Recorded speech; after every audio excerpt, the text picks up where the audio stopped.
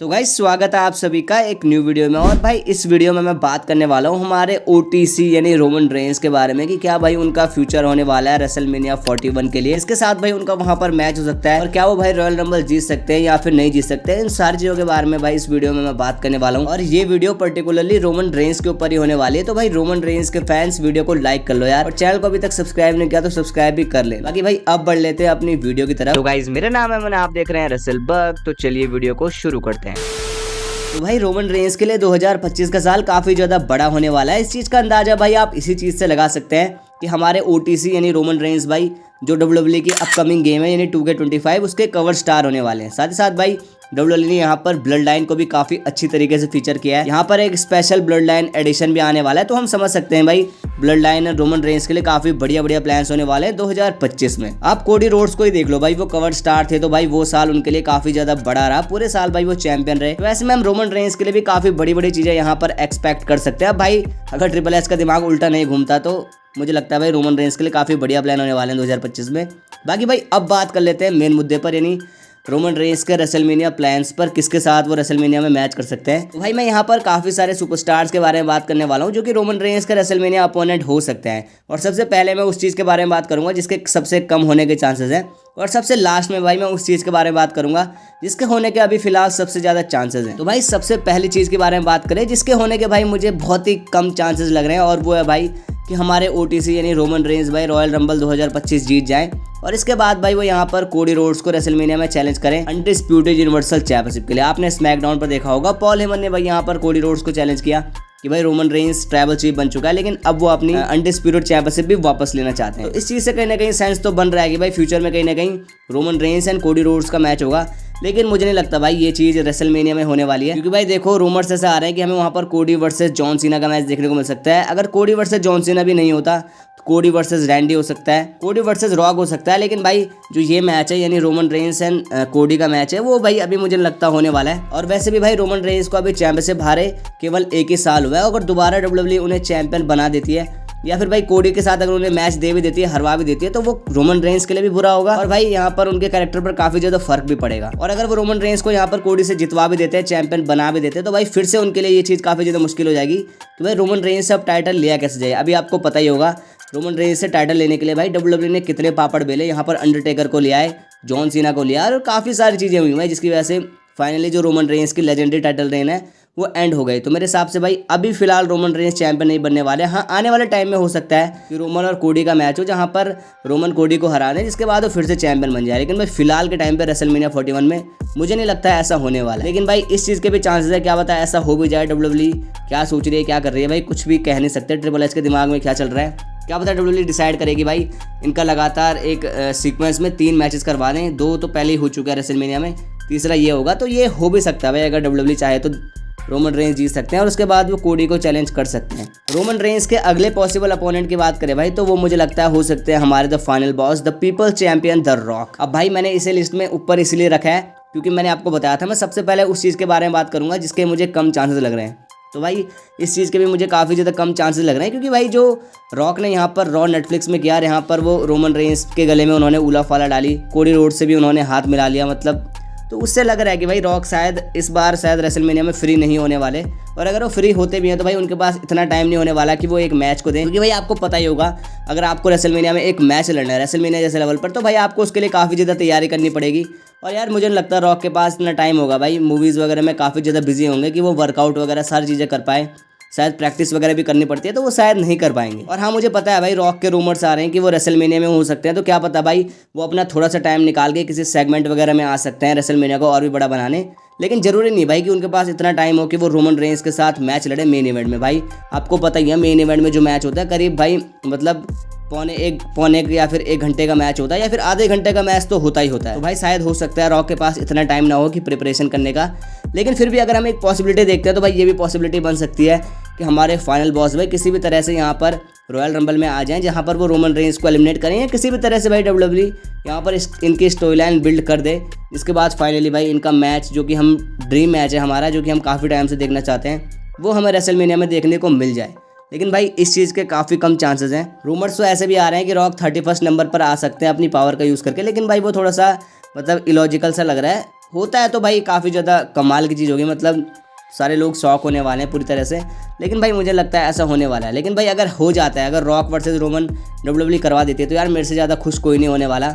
मैं पर्सनली चाहता हूँ कि ये मैच हो जाए इस साल, लेकिन भाई इसके चांसेस मुझे काफ़ी ज़्यादा कम लगते हैं। बाकी भाई इसके बाद बात करें तो यहाँ पर रोमन रेंस के अपोनेंट हमारे best in the world CM Punk भी हो सकते हैं। अब भाई डब्ल्यूडब्ल्यूई ने इस मैच के बीज ऑलरेडी बो दिए हैं, आपको पता होगा सर्वाइवर सीरीज में सीएम पंक ने भाई रोमन रेंस की मदद तो कर दी है, लेकिन भाई उनके यहाँ पर मंसूबे कुछ ठीक नहीं लग रहे हैं, क्योंकि भाई उन्होंने मतलब पॉल हेमन से कुछ ना कुछ अभी फेवर लेना है। तो भाई वो फेवर क्या होने वाला है, वो काफ़ी ज़्यादा इंटरेस्टिंग चीज़ हो सकती है। और इसी चीज़ से भाई डब्ल्यूडब्ल्यूई यहाँ पर रेसलमेनिया के लिए कोई स्टोरी लाइन बिल्ड कर सकती है।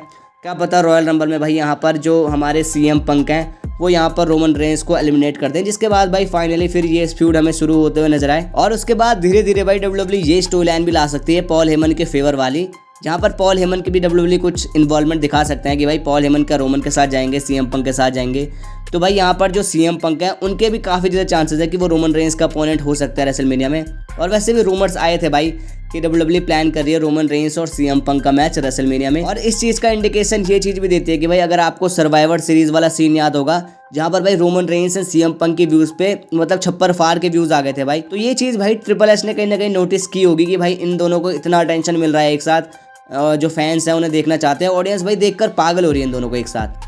तो भाई रेसलमेनिया से बड़ी जगह कौन हो सकती है भाई इन दोनों का मैच करवाने के लिए। तो क्या पता ट्रिपल एच के मन में क्या खिचड़ी पकड़ी हो भाई, मेरे हिसाब से ट्रिपल एच इन दोनों का मैच भी वहां पर करवा सकते हैं। और इसके भी भाई बहुत ज्यादा चांसेस है कि हमें वहां पर Roman Reigns and CM Punk का मैच देखने को मिल सकता है। बाकी भाई अब बात कर लेते हैं हमारे फाइनल सुपरस्टार के बारे में। और भाई इनके तो मुझे सबसे ज्यादा चांसेस लगते हैं कि ये रेसलमेनिया में रोमन रेंस को फेस कर सकते हैं। अब देखो भाई ये मेरे ओपिनियन है, इससे कोई भी ऑफेंड मत होना भाई, मैं जो भी बता रहा हूँ लॉजिकल बता रहा हूँ। और वो सुपरस्टार हो सकते हैं भाई हमारे Scottish warrior Drew McIntyre. Recently आपने देखा होगा भाई जो ड्रू मैकिंटायर है वो ब्लड लाइन के पीछे हाथ धो के पड़ गए हैं। उन्होंने यहाँ पर जे उसो से मैच रेसल कर लिया है, उन्हें हरा दिया है। सैमी जेन से मैच रेसल कर लिया है, उन्हें हरा दिया है। जिमी उसो से भी शायद वो मैच रेसल कर चुके हैं, अब करा नहीं करा ये मेरे को याद नहीं है, लेकिन शायद कर चुके हैं और वो सबको ऑलमोस्ट हरा चुके हैं भाई।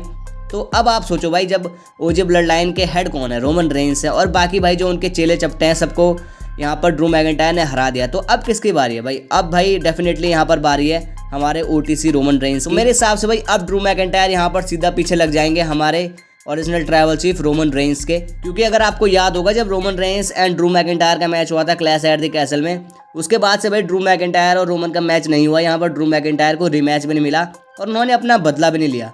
तो भाई अब हो सकता है कि वो यहाँ पर अपना बदला लेना चाहते हैं रोमन रेंस से, और इसकी शुरुआत हमें देखने को मिल सकती है रॉयल रंबल से। मतलब भाई ओजे ब्लड लाइन से तो ड्रू मैकिंटायर की शुरुआत पहले से ही हो चुकी है, लेकिन रोमन रेंस के आमने सामने वो आएंगे रॉयल रंबल में, जहाँ पर भाई फाइनली वो रोमन रेंस को एलिमिनेट करेंगे। और यहाँ से भाई हमें शुरुआत देखने को मिलेगी Drew McIntyre and Roman Reigns storyline line की, जो कि भाई जाकर खत्म होगी रेसलमेनिया। मैं जानता हूँ भाई इस चीज़ से काफ़ी सारे फैंस यहाँ पर ऑफेंड हो रहे हो, क्योंकि रोमन रेंस के लिए काफ़ी बड़े बड़े मैचेस हो सकते हैं भाई।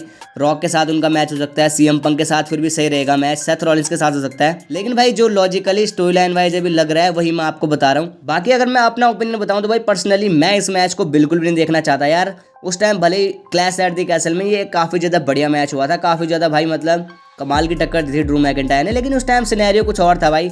उस टाइम हाइप इसलिए थी क्योंकि रोमन रेंस के पास चैंपियनशिप थी, और फिर ड्रू मैकिंटायर इस तरह से हाइप हो गए थे कि भाई शायद वो रोमन रेंस को डिथ्रोन कर देंगे, तो हाइप वहाँ पर बन गई थी। ऊपर से भाई जो मैच था वो उनकी कंट्री में था, तो वहाँ पर और भी ज़्यादा हाइप थी। लेकिन इस बार मुझे लगता है अगर डब्ल्यूडब्ल्यूई ये मैच करा दी तो भाई एक बहुत ही ज़्यादा फ्लॉप मैच होगा। हाँ, दूसरे इवेंट वगैरह में आप ये मैच करवा सकते हो, जैसे कि एलिमिनेशन चेंबर हो गया, या फिर समर स्लैम, या फिर भाई कहीं फैस्टलेन वगैरह कहीं भी करवा सकते हो, लेकिन भाई प्लीज़ भाई इस मैच को रेसलमेनिया में मत कराओ। रेसलमेनिया में भाई या तो रोमन वर्सेस रॉक करा दो, या तो रोमन वर्सेस कोडी करा दो, या फिर रोमन वर्सेस सीएम पंक भी मेरे हिसाब से एक ठीक ठाक सही मैच रहेगा। उतना ज़्यादा प्रीफर मैं इस मैच को नहीं करूँगा। इसके अलावा मैं आपको एक एडिशनल चीज़ बता दूँ तो भाई ये हो सकता है कि रोमन रेंस का रेसलमेनिया में एक मल्टी-पर्सन मैच हो। अब वो कैसे? तो भाई जो ये मल्टी-पर्सन मैच होगा इसमें सुपरस्टार होंगे Roman Reigns, CM Punk, Seth Rollins and Drew McIntyre. अब आप ध्यान से सोचो भाई, अगर हम इन सब सुपरस्टार को देखो तो ये कहीं ना कहीं एक दूसरे से इंटरकनेक्टेड हैं।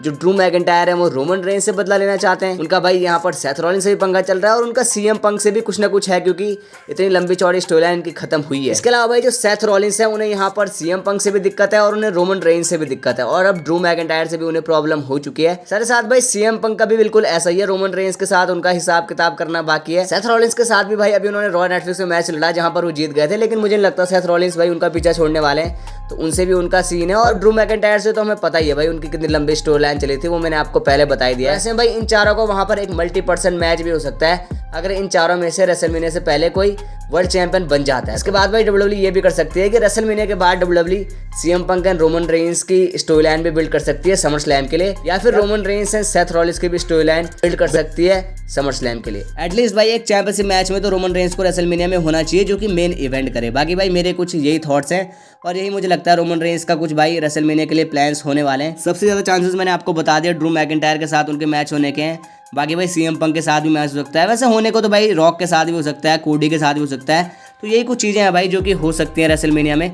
बाकी भाई आपके इस बारे में क्या थॉट्स है आप कमेंट करके बता सकते हैं। साथ ही साथ वीडियो पसंद आई हो तो वीडियो को लाइक कीजिए, चैनल को सब्सक्राइब कीजिए। और भाई अगर आपने अभी इंस्टाग्राम और फेसबुक पर मुझे फॉलो नहीं किया तो वहाँ पर ही आप मुझे फॉलो कर सकते हैं। बाकी मिलते रहेंगे ऐसे इंटरेस्टिंग वीडियोज़ के साथ, तब तक के लिए बाय बाय।